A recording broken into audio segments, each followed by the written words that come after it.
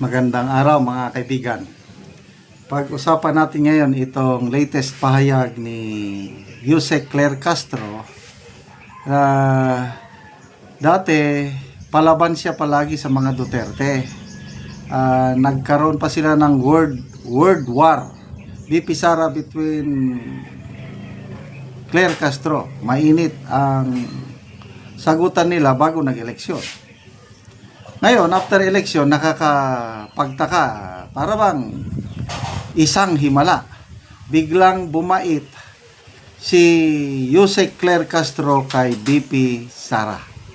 Ito, pakinggan natin. Again, si Miss Eden Santos ng Net25, may tanong siya kay Auntie Claire tungkol sa impeachment ni BP Sara. Nako, nakakamangha. Iba na ang tono ng palasyo ngayon tungkol sa impeachment ni BP Sara. Pakinggan natin ha. Vice President Sara Duterte, wala pong anumang balita patungkol sa pagpursu ng Pangulo sa impeachment or sa impeachment trial ni BP Sara. So yan po ay ating tinututulan at pinasisinungalingan. Wow! Wala pong sinasabing anumang pagkumpiyansa na para mapatalsik o matanggal sa pwesto ang Vice Presidente. Wow, wow, wow. Isa pa. Laban po kay Vice President Sara Duterte, wala pong anumang balita patungkol sa pagpursu ng Pangulo sa impeachment or sa impeachment trial ni VP Sara. So yan po ay ating tinututulan at pinasisinungalingan po. Wala pong sinasabing anumang pagkumpiyansa na para mapatalsik o matanggal sa pwesto ang Vice Presidente. Okay? Laban po kay...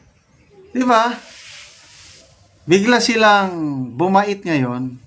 Wala daw planong Pangulo ang palasyo na patalsikin si BP Sara or iapura o iporsige ang impeachment trial. Bago mag-eleksyon, grabe ang kanila, mga alipores nila sa kamara, yung mga young guns, palagi nilang kinukulit si Senate President Escudero na umpisahan na. Bakit? Ang tagal, umpisahan na. Nakalagay sa konstitusyon, forthwith, kaagad-agad. Okay. O, ganun din si Senator Pimentel. Sabi niya, pwede. Kahit nakaresist tayo, pwede tayong magsimula. Pwede, mag-caucus na tayo. Buti na lang, si Senate President Escudero matigas din. Sabi niya, after election na lang. Siguro, ito yung aking opinion ko lang ito. Ang mga kongresista gusto nang ituloy. Kasi kumpiyansa sila makukonvict nila si BP Sara itong 19th Congress. Kaya lang nag-alanganin sila baka ma-acquit si BP Sara. Kasi binibilang nila, uy, maraming pabor kay BP Sara itong 19th Congress, itong mga outgoing senators. Kaya hinintay nilang mag-eleksyon. Hoping, yung pinagmamalaki nila, 12-0 daw. So pag natuloy yung 12-0, talagang makonvict si BP Sara kung nanalo sila lahat yung 12-0. Iba ang resulta. 5 lang ang nanalo sa kanila. -1 pa kasi si Pia Cayetano, Nacionalista Party yun, doon siya susunod sa kapartido niya, mga bilyat. So, 4 lang talaga ang kanila itong nanalo ngayong eleksyon. Binibilang na ngayon ilan ang mga senador na for conviction, ilan ang mga senador na for acquittal. Ang ganda yung analysis na ginawa ni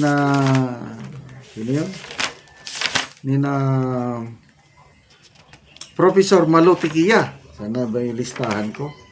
Ito, mga political analyst.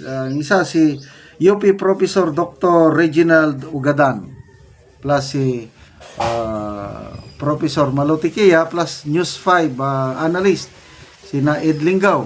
O ito ang mga senador na siguradong mag-convict, bobotohan nila para patalsik, ma-impeach si VP Sara. 5 lang. Sino? Escudero, Risa Hontiveros, Rapi Tulfo, Erwin Tulfo, Lito Lapid. 5 sigurado. Ang mga wildcard o alanganin, paling-paling, Villanueva, Ligarda, Tito Soto, Ping Lacson, and Kiko Pangilinan. So, kahit sabihin na lang natin na itong 5 alanganin, boboto pa rin ng conviction. So, ilan lang? 10. Kailangan nila ng 16 votes para ma-impeach si VP Sara o ma-convict sa kung na-impeach na pala siya para matanggal siya. Conviction sa trial.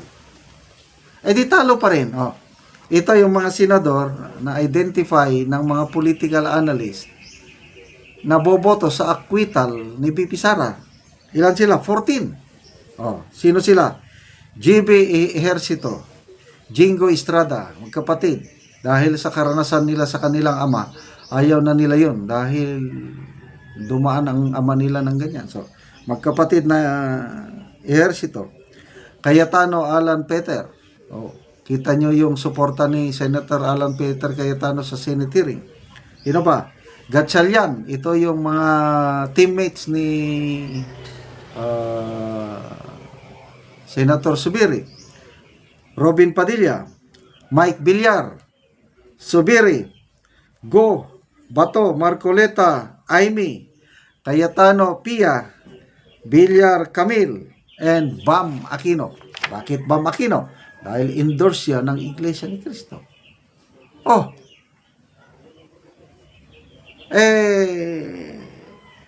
Dahil nakikita nila na impeachment trial is technically dead, kaya siguro biglang bumait ang Malacanang, biglang bumait si Jose Claire Castro, hindi na masyadong interesado sa impeachment trial. Di ba ganon? So, salamat naman, Jose Claire Castro. Sana, ceasefire na lang yung mga bangayan. Mag-focus na lang tayo sa nation building. Malayo pa yung 2028. Balitaktakan na lang sa politika pag 2027 na.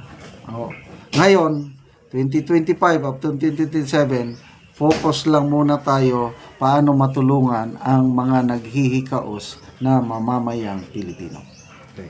Salamat mga kaibigan sa inyong pagsubaybay sa ating channel. Nakakatulong kayo ng malaki sa tribong Talaandig ng Bukidnon.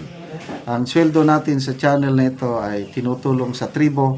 Namimigay tayo ngayon ng mga yero at pako para ma-repair ang sira-sirang bahay ng Talaandig. Panoorin nyo ang video na ito. Sa Sitio Garden ug akong bisitahon si kuya ug si ate sa ilang karaan nga balay. Ayo! Ayo ate! Naitaw? Naman. Ay mayong udto te. Sakat sa inyong balay. Karon mao na ni ang unang balay ni kuya ug ni ate sa natagaan na mo gero. Una ni ang una nila nga balay. Og karon nagpatukod na sila og bag-o. Nakatukod na ni karon og bag-o. Apan nakaatop pa sila wala pa nila na ulian. So mo ni ang karaan nila nga balay.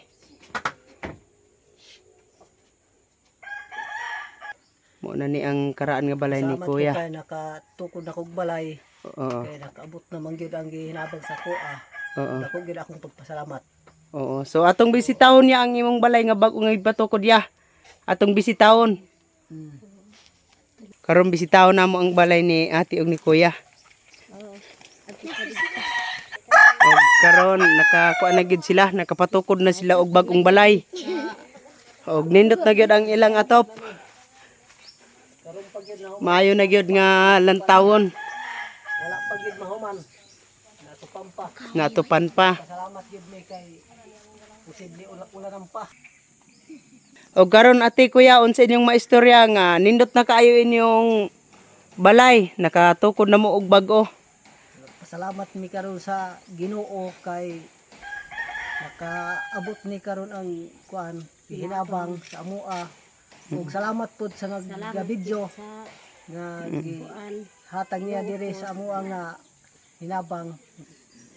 Salamat sa Salamat jud sa nagtanaw sa tanaw sa video. video sa nag-sponsor o Salamat pud sa nagtabang. salamat pa din Pasalamatan sa namo ang Ginoo nga niabot gid ang abot gyud ang hinabang. hinabang diri. Amoa. So, Sige sa. Nakaatop na gid ni og sin Di nga na mi bag-o. ulanan. So salamat kayo ya. Salamat na gid kayo. Salamat.